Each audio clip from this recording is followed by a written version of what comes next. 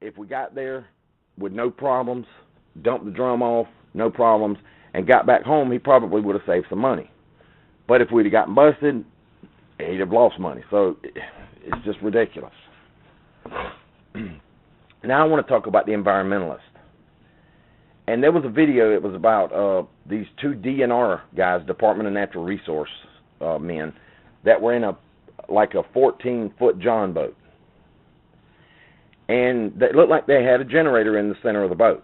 It looked like I could see a gas tank with a gas cap, and I was like, what's that? Is it a generator? Why would they have a generator in the boat? What's the purpose? One guy, but as soon as I asked that question, and I didn't see this program from the beginning, but the guy pulls out some wires, and they have rods attached to it, and he sticks it in the water. It electrifies the water. The fish float to the top. The other guy pulls out the pad and the pin and starts doing a head count on the fish. Now, they never did say why they were doing this. I could see what they were doing. And that was just a head count of the fish in a creek, and there was a chemical company just up the creek, which is not the same as the one that I talked about earlier. And I believe they were in Georgia, but I don't know where. Just know they weren't in my hometown. And they spoke of the chemical plant, but they didn't say that's the reason why they are there.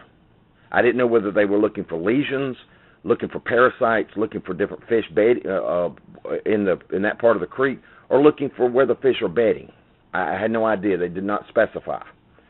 But they didn't focus on the chemical plant. They just said, hey, I'm sure you can see the chemical plant in the picture here. This is a such and such chemical plant, and they're just up the river from us, and they went back to shocking the water. They moved their boat over a little bit, shocked the water, count the next batch of fish. And I saw this video pop up many years later. An environmentalist group had this video. Same video. Same two guys. They were dressed the same, had the same boat. But this time the video was heavily edited. It was the same section that I had actually watched, because I didn't watch the whole TV program.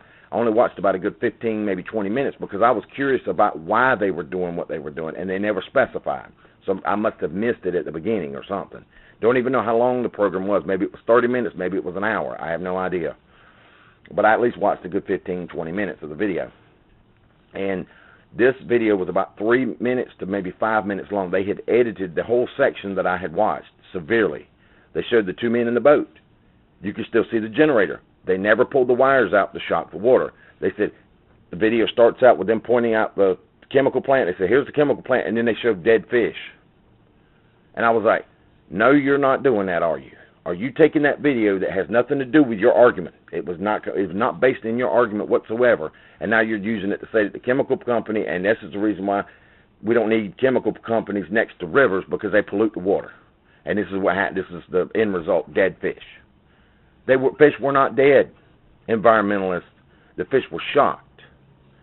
You made sure not to show them electrifying the water. That is wrong. That is deceptive garbage, and I cannot stand organizations, governments, or anything else using somebody else's video to back up their argument, or using somebody else's evidence, twisting it up so that it now backs up a completely different argument, which it wasn't even trying to make that point anyway.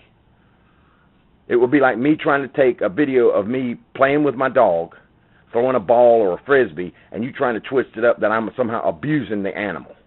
That somehow you make it look like I'm actually having the dog fight other dogs for the frisbee or the ball, and there was no other dogs in the video. That is deceptive crap, and that needs to stop. All that is about pulling on people's heartstrings.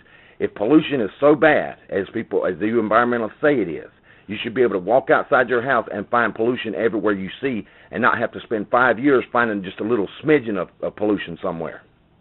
I'm not saying it doesn't exist, but on the scale that you're saying it exists, I highly doubt it. I believe it's completely suspect. Because if you're having to take somebody else's information and doctor it up and twist it so that now it fits your argument, that proves that you don't have an argument.